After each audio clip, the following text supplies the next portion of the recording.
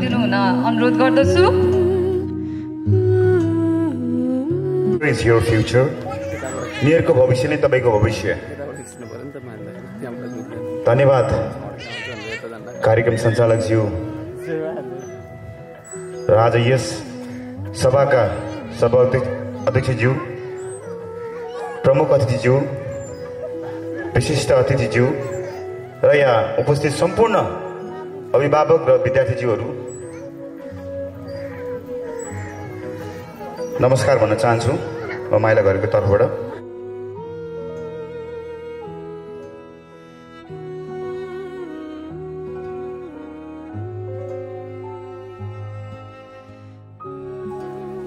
युधिष्ठिर महतो, सियो लामा, देविसा गिरी, आरदीप खनाल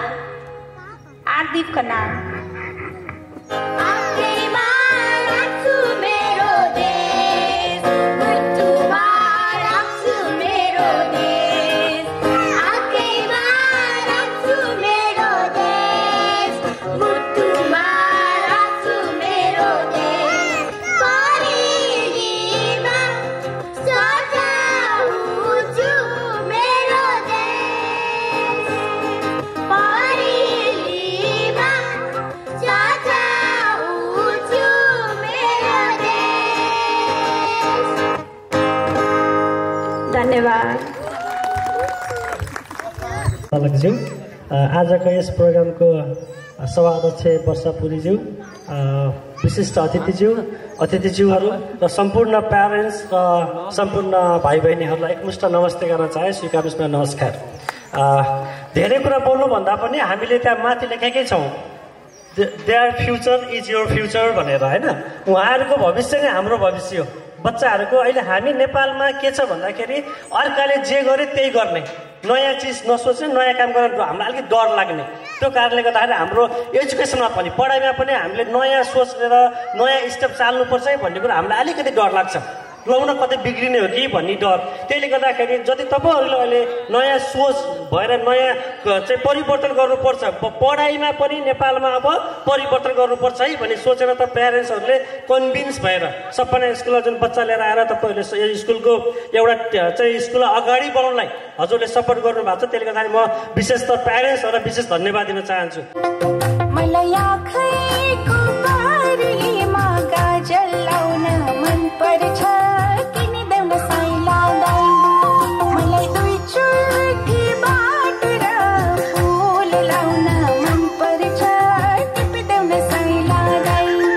यस कार्यक्रमका विद्यालय वार्षिक उत्सव तथा अभिभावक दिवसका अध्यक्षज्यू, समाजसेवी, उद्योगी, व्यवसायी, जसरी व्याख्या गर्दा पनि उत्कृष्ट हुने हाम्रो ध्रुव सर लगायत मञ्चमा आसीन महानुभावहरू, उपस्थित अभिभावकज्यूहरू, विद्यार्थी भाइ बहिनीहरू र शिक्षक मित्रहरू,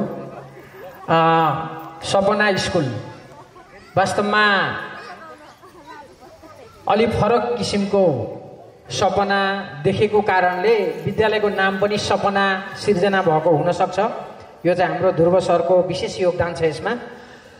र सरसर्ती हेर्दा विद्यालयहरू धेरै छन्। हामीले झन्डै 50वटा विद्यालयहरू रत्ननगरमा सामुदायिक संस्थागत गरेर सञ्चालन गरिरहेको अवस्था छ र ती विद्यालयहरू सबै एउटा तरिकाले सञ्चालन भएका छन्, आफ्नो ढङ्गबाट सञ्चालन भएका छन् र कहिलेकाहीँ यसो हेर्दाखेरि यो सपना स्कुलको सञ्चालन गर्ने तरिका, यहाँ भएको सुविधा, यहाँको सेवा सबै हेर्दाखेरि यो अरू विद्यालय जस्तै हो भनेर भन्ने अवस्था छैन। यो अलिक फरक छ।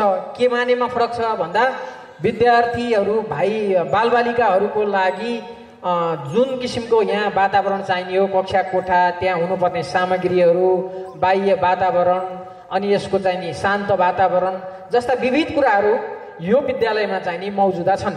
त्यसकारण यहाँ अध्ययन अध्यापनको लागि चाहिने विद्यार्थी भाइ बहिनीहरूलाई यहाँ सहभागी गराउने अभिभावकज्यूहरूले बुझ्नुपर्ने के विशेष अवस्था छ भने वास्तवमा बालबालिकाको लागि सिकाउने वातावरण भएको विद्यालय यो छ भन्ने कुरा चाहिँ यहाँहरूले महसुस गर्नुहोला।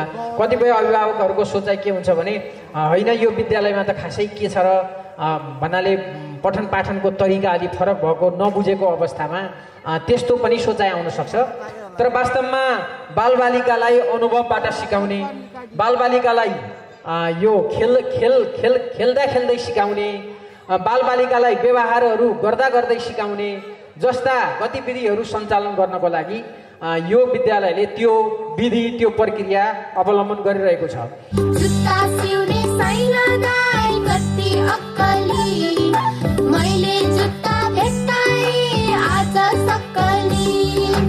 हामीलाई चुनौती छ। हामी हुरमै हुर्केका थियौँ। अबका बच्चाहरूलाई एकदमै चुनौती छ र चुनौती सँगसँगै कठिन र अवसर पनि दुइटै छ।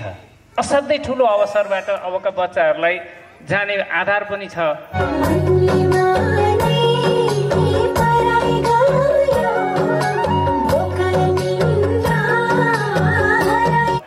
यस सपना स्कुलका सञ्चालकज्यूहरू ध्रुव सर, वर्षा म्याम, उहाँलाई धेरै धेरै धन्यवाद दिन चाहन्छु। किनभने हाम्रो बच्चा भनेकै हाम्रो सबैभन्दा ठुलो सपना हो होइन। बच्चाको भविष्य नै सबैभन्दा ठुलो सपना हो। हामीले यस स्कुलमा ल्याएर हामीले देखेको सपना चाहिँ साकार बनाउनको लागि एउटा पहिलो पाइलाको रूपमा उहाँहरूले जुन योगदान दिनुभएको छ, त्यो योगदानको लागि म विशेष धन्यवाद दिन चाहन्छु। कालो टोपी भदगाउँले मेरो शिरमा ढल्केको र त्यसै गरी आजका जुन हाम्रो यो मोन्टेसरी जुन भाइ बहिनीहरू जुन छ, यहाँ हाम्रो स्कुल छ 7 नम्बर वडामा सपना भिलेज सोसियल इम्प्याक्टको, र त्यसै गरी दिदी बहिनीहरूलाई नमस्कार छ।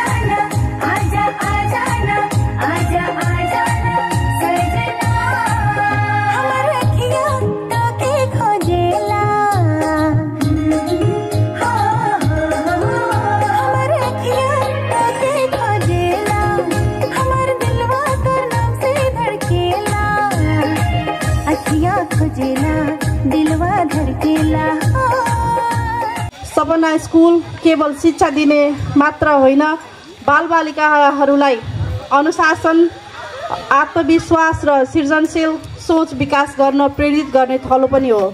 हामी साना बालबालिकाहरूका लागि भविष्यको लागि तयार पार्ने लक्ष्यमा निरन्तर लागिरहेका छौँ।